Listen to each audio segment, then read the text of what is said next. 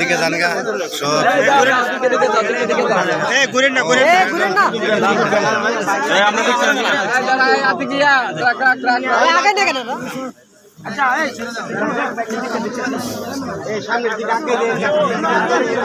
সেমাত নিয়ে যান না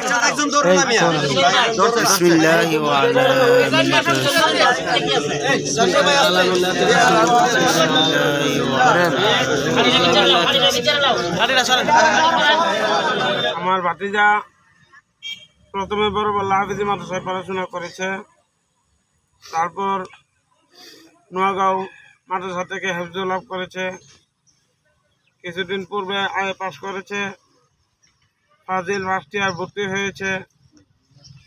আমার ভাতিজার চলাফেরার মধ্যে যদি কোন প্রকার আপনাদের কাছে ভুল ত্রুটি করে থাকে, বেয়াদবি করে থাকে, চলাফেরার মধ্যে ভুল ত্রুটি হতেই পারে। সমস্ত ছাত্র, শিক্ষক, সমস্ত মুরব্বী, যুবক ভাইয়েরা, এলাকাবাসী সবার কাছে আমি অনুরোধ করছি, আপনারা আমার ভাতিজার প্রতি কোনো প্রকার দুঃখ লাগবেন না। যদি অপরাধ করে থাকে নিজ গুণে ক্ষমা করিয়া দেবেন। আল্লাহ যেন ওনাকে, আমার ভাতিজাকে, কবর, হাসর, ফুলচিরাত, কিয়ামত সব জায়গায় যেন আমার ভাতিজা দয়াল নবীজি সবাই নসিব করে। আমার ভাতিজা যেন জান্নাতুল ফেরদৌস নসিব করে।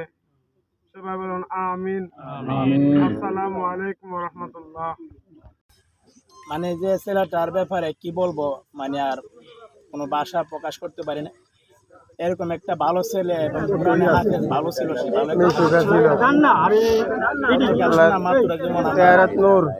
আর জবান দিয়ে কোনো কথা আসতেছে না, শ্বাস তার মৃত্যুর কথা শোনার সঙ্গে সঙ্গে। যাই হোক, আমার মতো এরকম ছোটা হতো আর বহুত এখানে আছে। তার বন্ধু বান্ধব, তার ফ্যামিলি, তা ছোটোবেলা থেকে এতিম, তার বাবা নাই, তার মা অনেক কষ্ট করে তাদেরকে কোরআন হাফেজ বানাইতে। দেখেন, একটা গ্রামে কয়েকটা হাফেজ পাওয়া যায় না, আর একটা ফ্যামিলিতে দুইটা ছেলে হাফেজ, একই বাড়িতে একই ঘরে। তার চাচাও আলেম।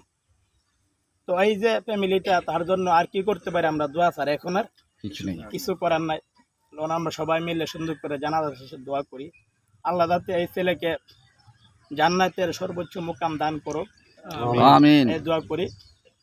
আর আমরা এখানে তাদের বন্ধু বান্ধব সহ কোরআনে হাফেজ আলেম ওলামা আপনারা দেখতেছেন বহুত উপস্থিত হয়েছে।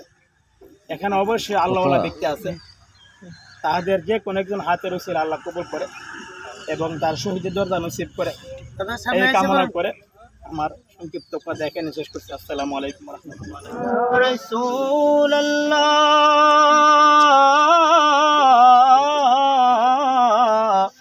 ইয়া হাবিবাল্লাহ,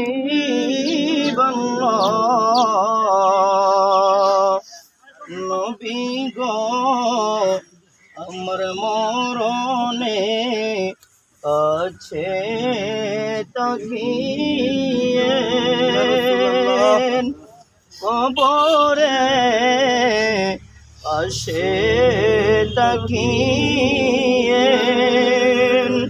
হাসরে আপনি তরায়েন হাউজে কৌসার।